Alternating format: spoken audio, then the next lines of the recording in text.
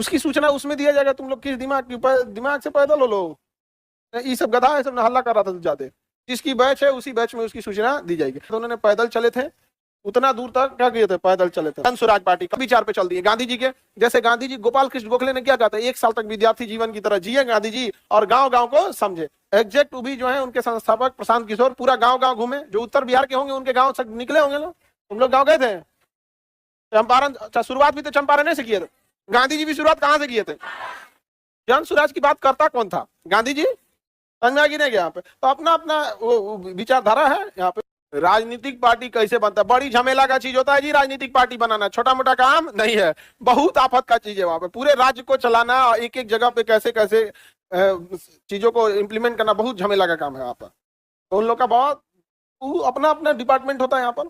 समझ में नहीं गया हम तो बिहारियों के साथ। हालांकि 2019 के बाद ये भेदभाव थोड़ा कम हो गया है। आप देखेंगे महाराष्ट्र वगैरह में ये भेदभाव कम हो गया है। उसके बहुत सारे कारण है यहाँ पे, बहुत सारे यहाँ पे। जन स्वराज वाले प्रशांत, जब वो महाराष्ट्र इलेक्शन में, उनका तो काम ही था इलेक्शन में रणनीतिकार करना। तो महाराष्ट्र इलेक्शन में जब वो थे 2019 के टाइम पे, तो जब वो चुनाव का रणनीति बनाए, चुनाव वगैरह वो लोग जिस पार्टी से थे उनको जिता दिए। तो पार्टी कोई भी जीतने में पूछेगी आप क्या चाहते हैं, तो जब उनसे पूछा गया था कि आप क्या चाहते हैं, तो उन्होंने बोला था कि हमरा पैसा वैसा मत दीजिए यहाँ पे, लेकिन जो बिहारी मजदूरी करने आएगा उनको बिहारी करके मारिएगा नहीं, यही मेरा फीस है। अभी देखिएगा इसके बाद ये बहुत चीज कम हो गया। हुआ कि नहीं हुआ यहाँ पे?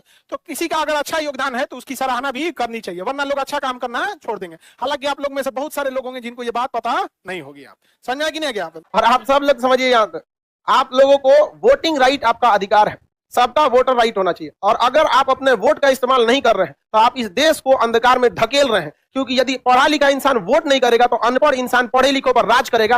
बैठ के माथा पीटने से बेटर है जिस दिन आपके यहाँ निर्वाचन हो उस दिन जाकर अपना शक्ति दिखाइए कि लोकतंत्र में संविधान ने हमें क्या पावर दिया है। हवाई चप्पल पे बैठ के हवाई जहाज पे बैठे इंसान को उतार सकता है आदमी एक बटन से कि उतर बबुआ, यहाँ पर तोरा पावर नहीं है।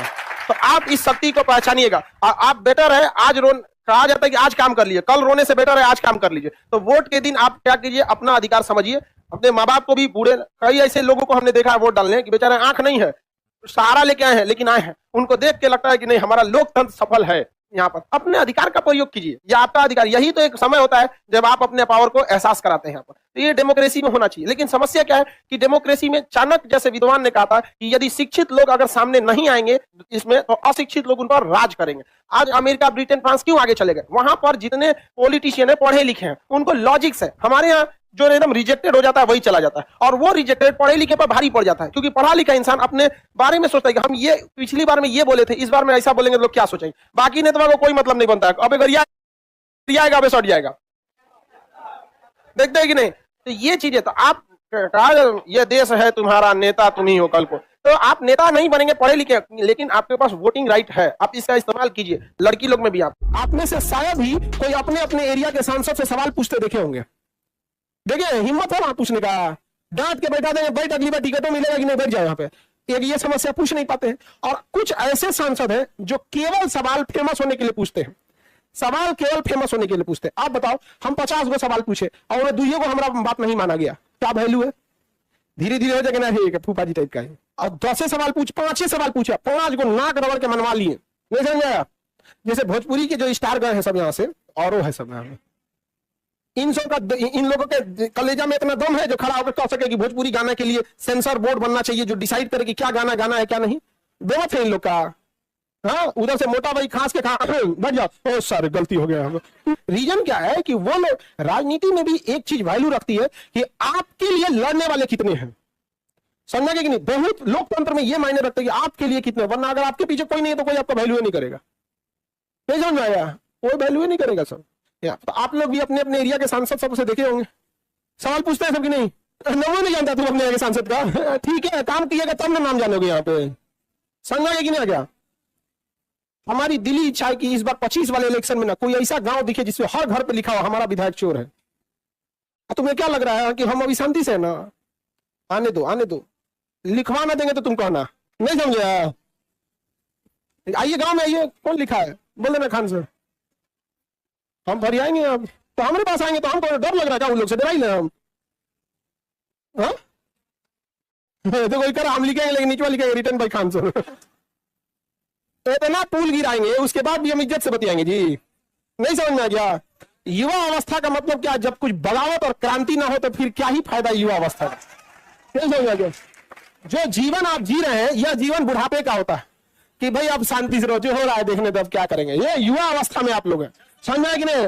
थोड़ा वाइब्रेशन होना चाहिए यहाँ पे, होना चाहिए कि नहीं होना चाहिए? अरे ज्यादा से ज्यादा होगा एक जीवन कुर्बान नहीं समझेगा, उसे युवा अवस्था कहते हैं, जो जीवन को अपने जूते पे रखे। यहाँ पर अगर स्वाभिमान से समझौता लाख मार दो। बुढ़ापा से मतलब क्या होता है यहाँ पे? हा?